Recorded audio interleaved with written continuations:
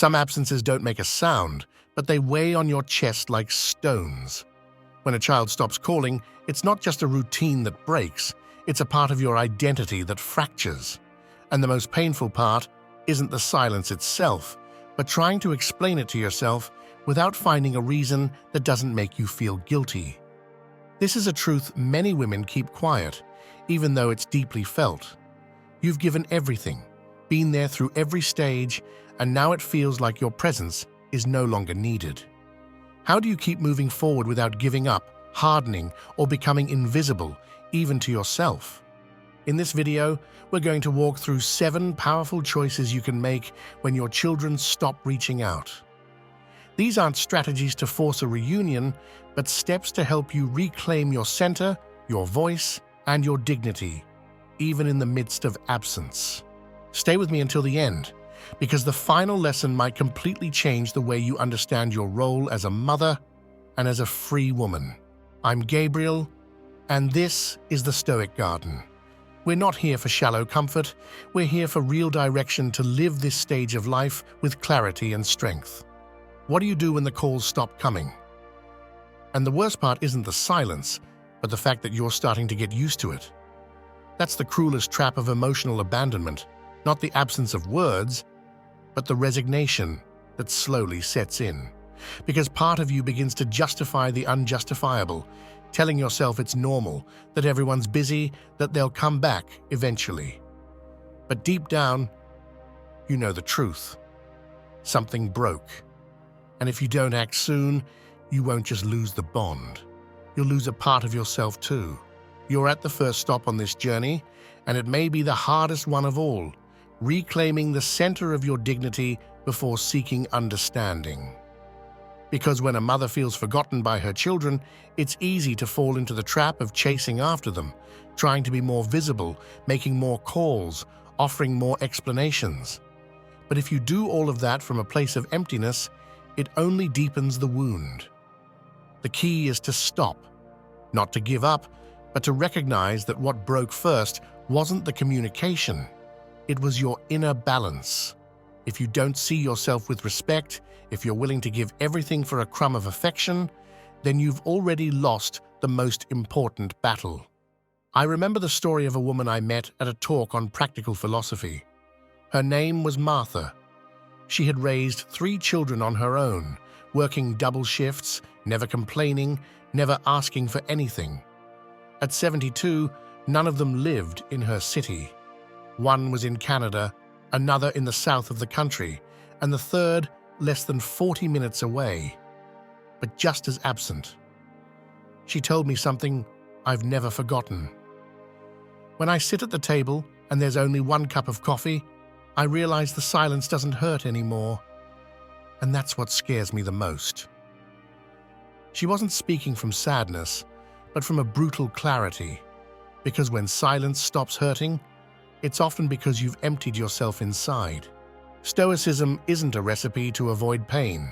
It's a practice to return to yourself, even in the harshest loneliness. Marcus Aurelius said, "Tranquility doesn't mean having no problems, but having such a strong inner direction that the problems don't knock you off course." Martha understood that. She stopped waiting for calls. She didn't become a victim, and she didn't swallow her pride. She started writing. Every day, 1 letter to herself. Not to publish, not for anyone else to read. Just to remember who she was, the value of her words, what her life was worth.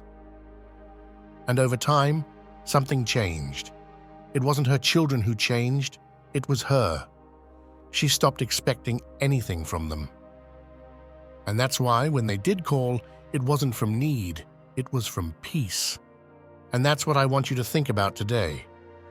Don't place your dignity in the hands of someone who doesn't know how to protect it.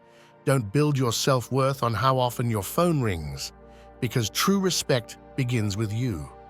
If you don't affirm it every single day, no one else will. And when you reclaim that center, you don't just live with more strength. You stop fearing the silence, because you learn to hear the most important voice of all, your own. If the first step was about reclaiming the center of your dignity, now it's time to face an even quieter trap: the tendency to justify the unjustifiable, because it's not enough to acknowledge that something hurts. You also need the courage to name that pain without sugarcoating it. And this brings us to the second key point in this video. Stop justifying the unjustifiable, even if it hurts. The mind has a strange way of protecting us. When someone we love hurts us or ignores us, our first instinct isn't to face reality. It's to soften it. We start making excuses. They must be really busy. Maybe they just don't know how to express themselves. I made mistakes too. Maybe that's why they pulled away. And each of those phrases numbs the wound just a little more. But they also deepen the disconnection from the truth.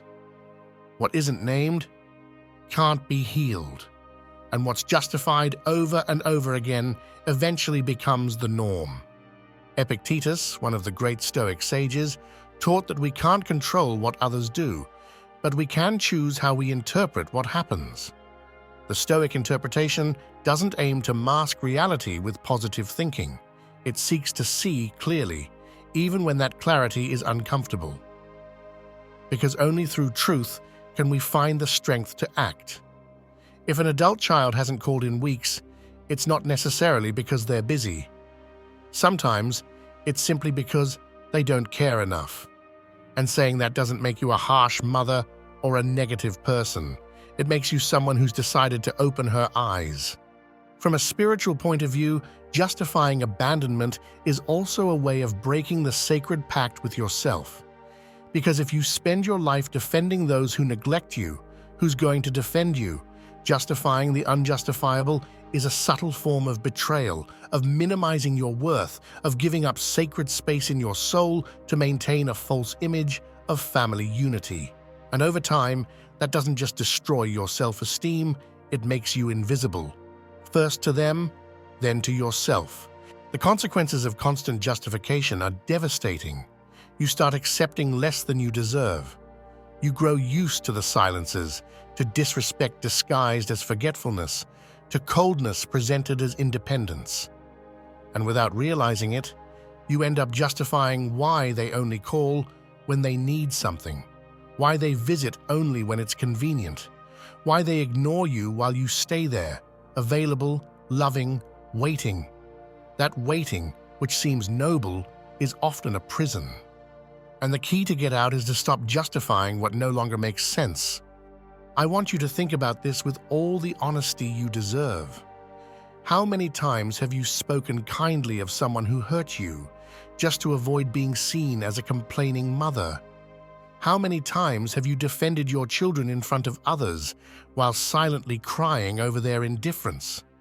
How many times have you said it's okay when you knew it wasn't? That's not humility, it's fear.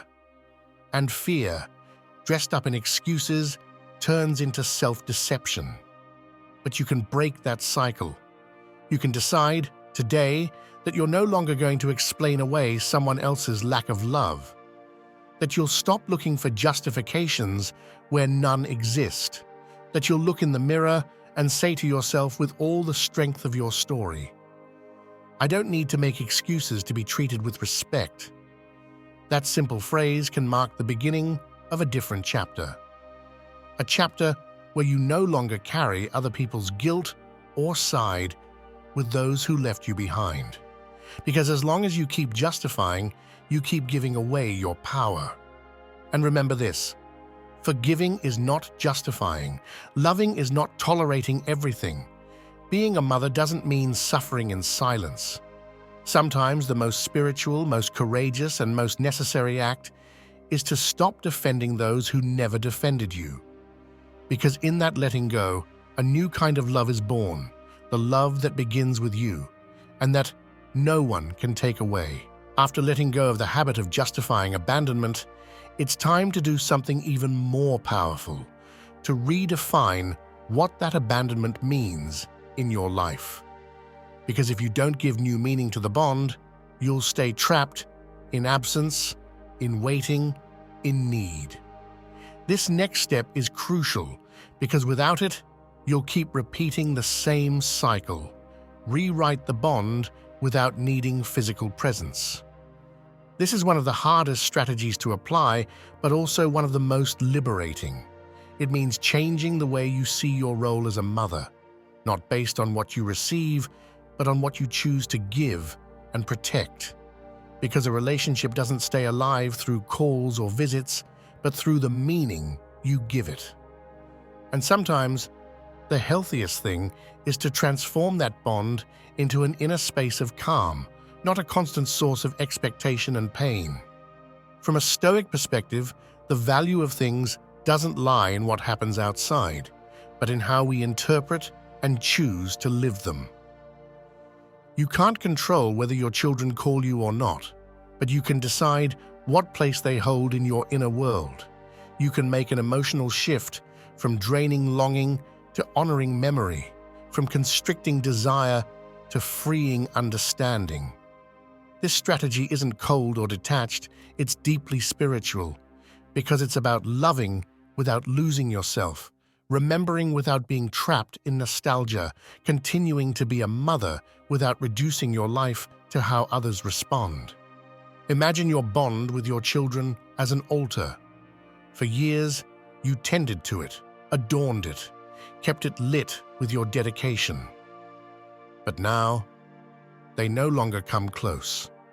The mistake would be to destroy that altar out of resentment, or to let it gather dust while you wait for them to return. What you can do is preserve that space with dignity, not as a temple of waiting, but as a symbol of what you gave, who you were, and who you still are. A place that doesn't depend on whether they call you, but on how you see yourself when you think of all you gave without holding back. That's what it means to redefine, not to close your heart, but to place your love in a space where it won't destroy you. Many women reach this stage feeling defeated because the love they gave didn't return in the way they expected. But Stoicism teaches us that not everything we give comes back from the outside. Sometimes what returns is a new version of yourself, stronger, clearer, more at peace. And that version doesn't need physical presence to keep the connection alive. It needs awareness. It needs direction. It needs you to stop waiting and start living. If these words resonate with you, if at any point in your story you felt like you're still a mother to someone who no longer sees you, I want to invite you to subscribe to this channel and like this video. Not out of habit, but because we need to keep talking about these things with the clarity and respect they deserve. Tell me in the comments what country you're watching from and write the phrase, "I don't wait for scraps," if you feel the time has come to live with a dignity that doesn't depend on the phone. There are still several important lessons ahead, and the last one may help you completely transform how you see the time you have left. Stay with me. What's coming might just be the beginning of a life that's truly yours. When you're able to give new meaning to the bond and stop waiting from a place of lack, something inside you begins to shift. You're no longer tied to what others do or don't do. But right at that moment, a more dangerous trap can appear, one that doesn't scream, but whispers every day. And if you don't recognize it, it slowly steals your clarity without you even noticing. We've reached the fourth step in this journey, and its name is use silence as a mirror, not as punishment. A common mistake many people make, not out of weakness, but because they've been trained to give endlessly, is interpreting silence as guilt. As if the absence of a call, a visit, or a few words were always a form of punishment. They tell themselves, maybe I did something wrong. Maybe I don't deserve to be reached out to. Something in me must have failed. And while that thought may sound reasonable, it's really just a soft poison that gradually weakens the roots of your peace, because it turns external silence into internal aggression. You stop seeing the situation for what it is, someone else's decision, and start experiencing it as a personal flaw. That's when the punishment begins, not in the loneliness, but in the constant self-judgment. This kind of thinking feeds on the past. Old scenes come back, moments when you yelled, when you were absent, when you didn't know what to do. Suddenly, the present gets stained by a guilt you can no longer change. But here's what you forget. A relationship is a shared path, not a solo responsibility. If an adult child chooses distance, that also says something about their own story, their maturity, their way of processing the bond. Not every instance of abandonment is rooted in your mistakes. And even if it were, that doesn't justify sustained indifference, emotional detachment, or silent disappearance. Silence can have many causes, but none of them require you to become your own executioner. Epictetus spoke of the power of judgment as the soul's most subtle weapon. He said, "What harms us is not what happens, but how we interpret it." When you use silence as a mirror instead of a punishment, you observe without hurting yourself. You ask, what does this reveal about our relationship? What kind of mother have I been? What kind of woman am I now? What am I still waiting for and why? These questions don't hurt less, but they build, because they put you in an active, not passive position. You're no longer waiting for your children's absolution. You're looking at life with maturity. You're turning absence into clarity. But if you fall into the trap of self-punishment, that silence becomes a shadow that slips into everything. It steals the joy of a quiet morning. It keeps you from enjoying a meal you lovingly prepared. It makes you feel that any peaceful moment is selfish because you still haven't been forgiven. And just like that, without realizing it, you give your well-being to someone who isn't there, who doesn't call, who doesn't ask. That's not love. That's emotional submission disguised as loyalty. That's why this step matters so much. Because seeing silence as a mirror doesn't make you cold or disconnected. It makes you someone who chooses to see deeply, someone who no longer needs the world's validation to know who she is, someone who can be alone without being broken. That is true Stoic freedom, the kind that comes when you accept what is without letting it define you. Silence, when used well, doesn't isolate you. It reveals you.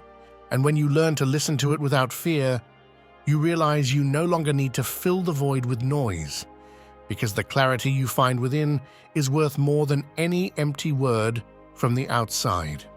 We've arrived at the fifth step in this journey, and here we uncover one of the deepest roots of emotional exhaustion. Break the invisible pact of conditional love. You may have never called it that, but you've felt it. It's that sense that you're only seen when you're useful. That your children's love, your family's affection, even the care of those around you seems to switch on only when you're doing something, solving something, giving something. And at the end of the day, you silently ask yourself, who loves me without expecting something in return? This kind of conditional love isn't enforced with words. It settles in through gestures, selective absences, affection that depends on your availability. It forms over the years, often without you even realizing it. Because yes, you give out of love, but also out of a need to belong. And when you realize your worth seems tied to what you can offer, you begin to act as if your existence needs to justify itself in every relationship. That's the trap. Because you end up believing that if you're not available, you don't deserve attention. That if you set boundaries, you lose affection. That if you ask for respect, you're difficult. And so, without noticing, you accept love with conditions and forget what it feels like to receive without begging, without. The cost of keeping this invisible pact is immense. It doesn't just drain you physically by always being available, it also erodes your spiritual center. You start living on edge, watching how others react, measuring your words to avoid upsetting anyone, shaping yourself into what's expected of you.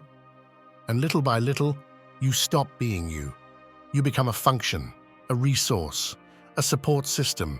Respect fades, frustration grows. Loneliness sets in, even when you're surrounded by people, because there's nothing more heartbreaking than feeling alone while still giving everything to everyone else. But this pattern can be broken, not with blame, not with drama, but with a firm and quiet decision. I no longer beg for affection. I no longer trade my peace. I no longer allow myself to be loved only when it's convenient. And while that may hurt at first, it's the beginning of a new chapter. It's not about stopping love. It's about loving from a place of freedom, giving what comes from the heart, not what's demanded through emotional debt. It's about saying, I'm here, but not in any way.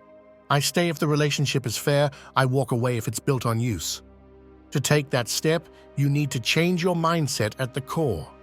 Stop believing your role in life is to hold everything together. Understand that your value isn't measured by how much you give, but by who you are, even when you're not giving anything at all. And accept that love isn't the same as constant sacrifice. It's about authentic, mutual presence without emotional blackmail. Change is possible, but it won't come from others. It begins the day you stop fearing that love will disappear if you respect yourself, and you finally discover that true love begins when you stop paying for it with your dignity. After breaking free from conditional love, you come to an even more unsettling realization. You've spent so long measuring your worth by what others need from you that when no one needs anything, you feel purposeless. This is where life demands brutal honesty. You can't keep making excuses or putting off the obvious. You're at a point where every decision matters. And here, at the sixth step of this journey, comes a truth you can no longer ignore. Don't try to heal alone what was broken in relationship. Picture this in all its rawness. You wake up one morning. The house is silent. No messages. No one checks in. No one knocks on the door. You've raised, forgiven more than you ever should have, and yet you're alone. You tell yourself you're fine, that this is life, that it's better to be alone than poorly accompanied. But something inside doesn't sit right, because you're not alone by choice. You're alone by accumulation, for not setting boundaries in time, for staying silent when you should have spoken up, for carrying everyone's guilt to avoid conflict. And now you know, you can't keep trying to heal old wounds with the same tools that no longer work. The problem is that many women reach this stage thinking they have to handle everything on their own, that asking for help is a sign of weakness, that opening up to another voice, another perspective, a steady guide, means admitting they've failed. But that's not strength, it's pride disguised as independence. And that pride is what keeps you stuck. Because healing alone isn't just hard, it's often impossible. The wound was formed in relationship, and many times it can only be understood and transformed through another kind of relationship, a clear-eyed friendship, a judgment-free space, a community where you don't have to pretend you're okay. Trying to handle it all in silence only deepens your isolation. You fill up with thoughts you don't share, emotions you don't process, burdens that aren't even yours to carry. And the consequences are inevitable. Built-up frustration, sudden outbursts, decisions made out of resentment or sadness. You become a shadow of yourself, functional but dimmed. And the respect, both what you receive and what you give yourself, fades a little more each day. Now imagine just for a moment that today you decide not to keep going it alone, not to become dependent, not to be saved, but to stop carrying what you can't and shouldn't handle by yourself. Picture it clearly, an honest conversation, a space where you can cry without apologizing, a strong voice that tells you the truth without wounding you. That's not weakness, that's real healing. That's finally telling yourself that you deserve something different, that you deserve a life with less armor, less tightness in your chest, fewer battles fought in silence. Because the cruelest part of growing older isn't time, it's the feeling that everything you felt has to be hidden. But you weren't born to bury your wounds under the rug. You were born to understand them, face them, transform them. And that process, though it starts within, needs other hands, other voices, other perspectives. Not as crutches, but as mirrors. Not to tell you who you are, but to remind you of what you already knew and had forgotten. That healing is not a private act, it's a shared decision. After realizing that not everything can or should be healed alone, something shifts, not just in how you look at your wounds, but in how you choose to walk through the years you have left. Because if you keep waiting for others to wake up, to fix what they broke, to come back and give you what they never knew how to offer, you'll end up living your days suspended in a waiting that never ends. And you're not here for that anymore. You've reached the 7th step in this journey, and here's where everything becomes clearer, more raw, more urgent. Decide how you want to be seen, even if no one is looking.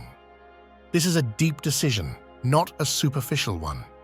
It's not about changing your clothes, saying the right things, or projecting fake confidence. It's about choosing from the deepest part of you what image of yourself you will hold, whether or not anyone else sees it. Because if your entire identity still depends on outside validation, on whether they call, approve, or need you, then you haven't truly reclaimed your freedom. You've only learned to endure indifference with grace. But inside, you're still a hostage to the need for recognition. And that's one of the most invisible pains of aging, feeling like you only exist if someone sees you. But there is another way to live this, one where you choose how to show up in the world even if no one claps, one where you decide to walk with strength even if you walk alone, one where you finally understand that you don't need witnesses to validate your transformation. Because it's no longer about what others see in you, it's about what you see when you face yourself in the mirror each morning. Do you see a woman worn down by years of waiting, or someone who finally understands that her worth is non-negotiable, her voice unshakable, her time too precious to waste? Seneca said, "Life is not short. We just waste it on what doesn't matter." And that's what many women do without realizing it. They waste their days trying to reclaim a place that no longer exists, in a family that may no longer recognize them, in a role that no longer defines them. But you can choose something different. You can choose to write this chapter yourself, without permission, without fear, without needing applause. And that choice, though painful at first, is what gives you back your dignity. Because there's nothing more powerful than a woman who looks at herself with respect, even if no one else does. So ask yourself with all the honesty you deserve, how do I want to be seen, even if no one is watching? What image of myself am I silently holding on to day after day? And how long will I keep waiting to be validated by those who have already stopped seeing me? Because time doesn't wait. And you weren't born to sit still, hoping to be loved right. You were born to live with truth, to choose with strength, to leave a mark, even in the midst of being forgotten. And that, whether anyone says it or not, you know in your heart. And that is enough. If you've made it this far, it's no coincidence. You've walked through words that don't sugarcoat, truths that unsettle, and questions few have dared to ask you with this level of clarity. You're standing before a decision that can no longer be delayed.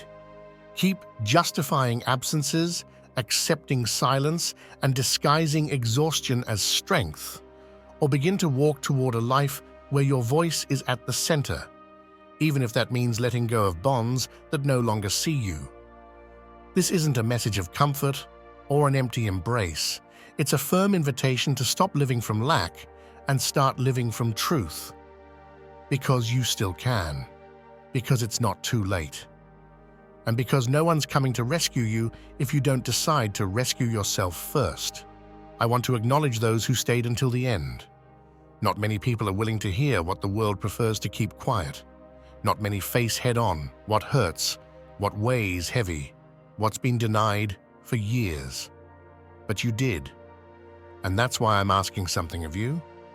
If this video spoke directly to your soul, write in the comments the phrase, "I no longer wait to be seen," and tell me which country you're listening from.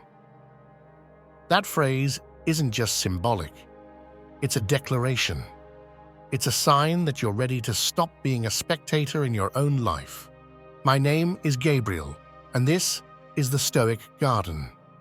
This space exists for one clear reason: to stand with strength without unnecessary sweetness beside older women who deserve to reclaim their emotional autonomy, their spiritual dignity, and their life's direction. We don't create content to entertain. We write to awaken, to confront, to restore. And if you feel this voice represents you, if you believe this path is also yours, subscribe and become part of a community that refuses to stay silent, that refuses to keep pretending everything's fine while falling apart inside. Share this video with someone who needs to stop begging for attention. Sometimes, a single word is enough to crack the wall of self-deception. And if this conversation touched you, don't let it end here. Right here, you'll see 2 more videos that can help you keep walking with more clarity and less guilt. Click on one of them, keep going. Because as long as you keep listening with an open heart, as long as you keep making decisions that reclaim your voice, there's still time to live this stage with strength, with meaning, and with total respect for yourself.